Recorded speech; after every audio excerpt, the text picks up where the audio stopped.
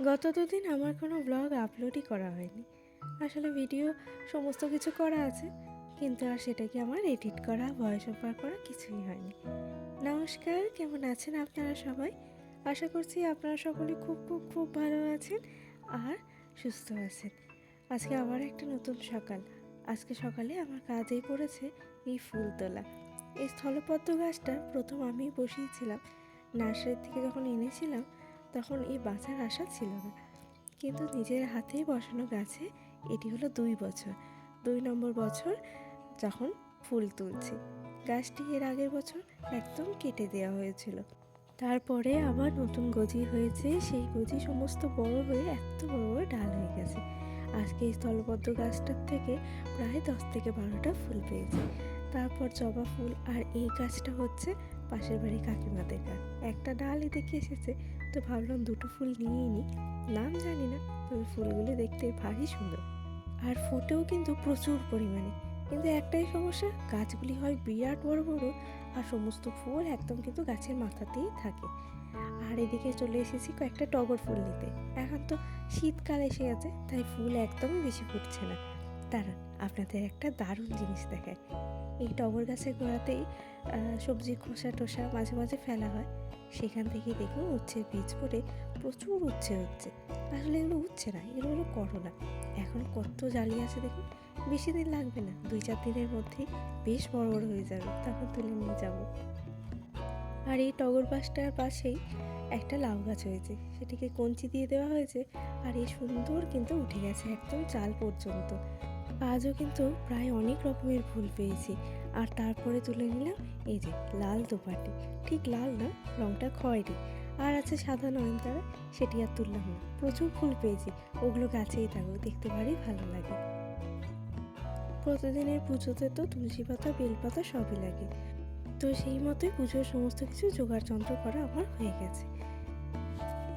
যখন গাঁদা গাছগুলো লাগিয়েছিলাম মোটামুটি এই সময় ফুল এসে যাওয়ার কথা, কিন্তু ওই গাঁদা গাছের জঙ্গলে একটা সাপ বেরিয়েছিল, সেই জন্য সমস্ত গাঁদা গাছ তুলে ফেলে দেওয়া হয়েছে। আর তারপরে আবার ওই ডাল থেকে কয়েকটা ডাল বসিয়েছি, কিন্তু ছাগলে এসে এত ডালগুলো খেয়ে নিচ্ছে যে এখনও পর্যন্ত কুড়ি এলো না। কিন্তু মোটামুটি এখন গাঁদা ফুল কুড়ি চলে আসার কথা। অনেকের বাড়িতেই দেখছি গাঁদা গাছে কুড়ি এসে গেছে, জানি না আমাদের গাছটাই কবে আসবে। তারপরে এসে চাটা খেয়ে নিলাম, আর এখন বসে পড়েছি অমিতের টিফিনটা গোছাতে। প্রথম প্রথম তো টিফিন নিয়ে যাচ্ছিল না, মানে ভাত নিয়ে যাচ্ছিল না, কিন্তু প্রত্যেক দিন বাইরের খাবার খাওয়াটা তো ঠিক না, তাই ঘর থেকে ভাত ডাল তরকারি যা হয় একটু নিয়ে যায়। আর তারপরে একটু টিফিন বলতে ছোলা সেদ্ধ বা সুজির উপমা যেটা হয় একটা দিয়ে দেওয়া হয়, সেটি আবার পরে খেয়ে নেয়। আগে তো তাও বেরোতো তখন 8:30, কিন্তু এখন আবার আধা ঘন্টা এগিয়ে এসেছে, এখন বেরোতে হয় প্রায় 8টা নাগাদ। আপনারা তো দেখলেনই, আমার বিছানা গোছানো এখনও পুরোটা হয়নি, কিন্তু বেরোবে বলে এখন বাইরে এলাম। ও বেরিয়ে গেলে তারপর বিছানার বাকিটুকু গুছিয়ে নেব। এখনও আমার সকাল থেকে চা খাওয়া পর্যন্ত হয়নি।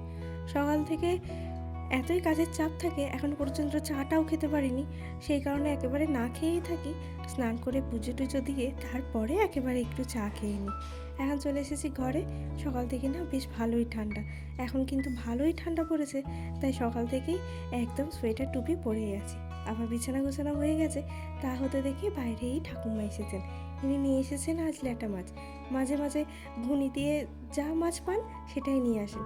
মাঝে মাঝে ল্যাটা, চ্যাং, আরও যে সমস্ত মাছ পাকে থাকে, আর তাছাড়া তো পুঁটি, মৌরলা সমস্ত কিছুই নিয়ে আসে। আজ নিয়ে এসেছেন ল্যাটা মাছ। আর এই ল্যাটা মাছ নেওয়া হয়েছে কিছুটা, তবে এই ল্যাটা মাছের ঝুড়া খেতে নাকি খুব ভালো লাগে, কিন্তু যদিও আমি কখনো এই স্বাদ নিইনি। এত মাছ তো আর একদিনে খাওয়া যাবে না, তাই এগুলোকে এই বড় ড্রামটার মধ্যে চিয়ে রেখে দেওয়া হবে, জল দিয়ে রেখে দেওয়া হবে। আবার একদিন অন্তর এই জলটা পাল্টে দিলে মাছগুলো অনেক দিন থাকবে। তবে সব কটা মাছ জ্যান্ত নেই, কিছু মাছ মরে গেছে, তো সেগুলোকে আলাদাভাবে রেখে দেওয়া হচ্ছে। যেগুলো জলে ভাসছে আর কি, সেগুলো খাচ্ছে, সেগুলো তো আর বাঁচবে না বেশিক্ষণ, সেই কারণে ওগুলোকে আলাদাভাবে তুলে রেখে দেওয়া হলো, আর বাকিটুকু থাকলো ড্রামের মধ্যে। এই সমস্ত কিছুর মাঝে গিয়ে স্নানটা একবারে করে নিয়েছি। আর স্নান করে এসে ক্লিপটা যে কোথায় রেখেছি তা আর খুঁজে পায় না। এটা আমার সাথে প্রায়শই হয়, ক্লিপটা কোথায় রাখি সেটা আর খুঁজেই পায় না। হয়তো চোখের খুব সামনেই আছে, কিন্তু তবু খুঁজে পায় না। আবার হয়তো শাড়ি যখন পরতে যাচ্ছি, সেফটি পিনটা যে কোথায় রাখি সেটাও খুঁজে পায় না। এই করে হয়ে যায় খুব দেরি। আর জানেন, গতকাল ইঁদুরে কী অবস্থা করেছে দেখুন, ঠাকুরের ঘট ফট সব উল্টে দিয়েছে। আর আজকে আর ঘট পাতবো না, আবার এই বৃহস্পতিবার তো সামনেই, সেদিন ঘট পেতে নেব। ঘরটা হয়তো জল দিয়ে ভরে রেখেও দিতাম, কিন্তু ঘটের ওপর যে ফুল দুব্বা এবং হরিতকিটাও ছিল, সেটাও ইঁদুরে নিয়ে চলে গেছে। তাই আর অগত্যা ঘরটি পাতলাম না, বৃহস্পতিবার একবারেই ঘট পেতে নেব। এখন আমি পুজো করে নেব। আর এটি হলো আমার সকালের একটি মস্ত বড় কাজ। এই পুজোটি যতক্ষণ না করি, মন থেকে ততক্ষণ তৃপ্তি পায় না, মনে শান্তি হয় না।